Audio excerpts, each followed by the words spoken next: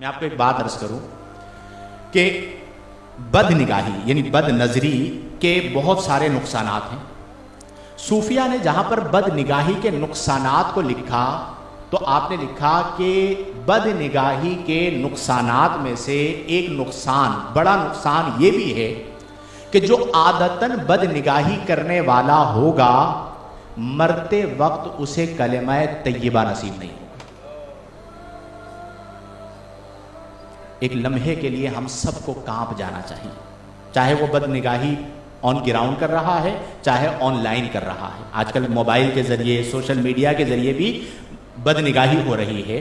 تو اب یہاں پر ایک سوال ہوتا ہے کہ جو قتل کر دے اس کا خاتمہ کفر پر ہو، اس بات کو بیان نہیں کیا گیا۔ سوچنے کی بات ہے، حالانکہ قتل بہت بڑا گناہ، شرابی ہے، اگر وہ شراب نوشی کرتا ہے تو اس بات کو بیان نہیں کیا گیا کہ اس کا خاتمہ کفر پر ہوگا۔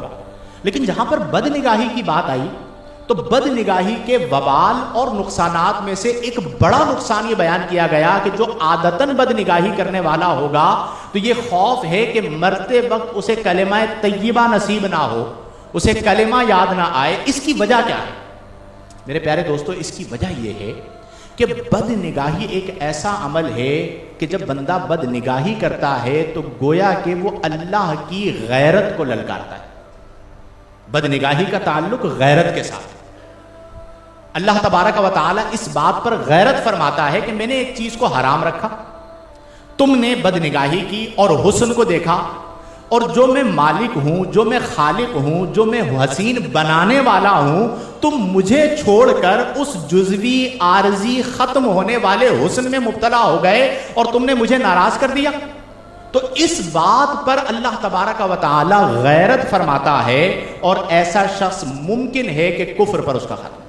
اور کئی ایسے واقعات ہیں، اگر ہمارے اکابرین کی آپ کتابوں کو پڑھیں، علامہ ابن جوزی کو پڑھیں آپ، علامہ ابن جوزی نے ایک واقعہ لکھا کہ ایک مسجد کا مؤذن تھا۔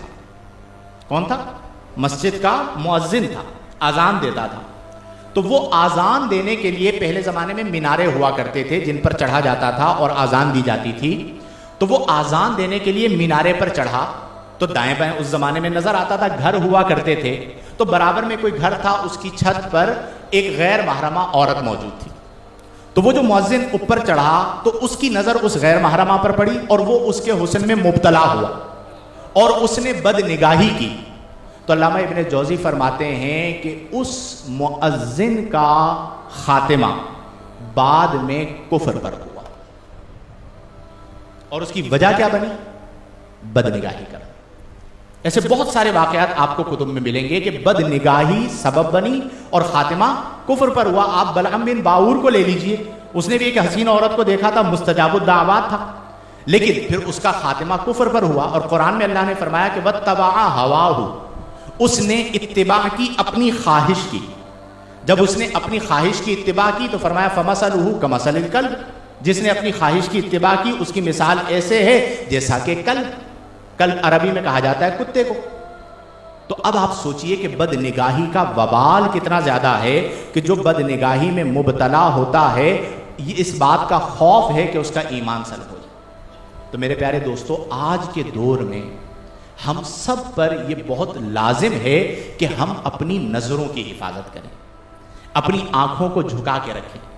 اگر کہیں پر غیر محرمہ پر پہلی نظر پڑ گئی ہے تو اپنی نظر کو وہاں سے گھما لیں، نہ یہ کہ ٹک ٹکی باندھ کر دیکھتے رہیں۔ آج ہمارا معاشرہ پستی کا اس حد تک شکار ہو چکا ہے کہ کئی مقامات پر بد نگاہی کو عیب ہی نہیں سمجھا جاتا۔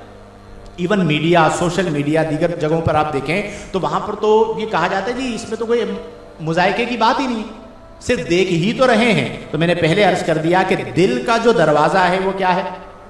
دل میں جو بھی جائے گا وہ آنکھوں سے جائے گا، اور سب سے بڑا المیہ آج کے دور میں موبائل۔ جس درجے پر بد نگاہی آج بذریعہ موبائل ہو رہی ہے، کیا عوام، کیا خواص، کیا بوڑھے، کیا جوان، کیا بچے، اس کا آپ اندازہ ہی نہیں کر سکتے۔ اور اس کا نقصان کیا ہو رہا ہے؟ اندر سے حیا نکل رہی ہے۔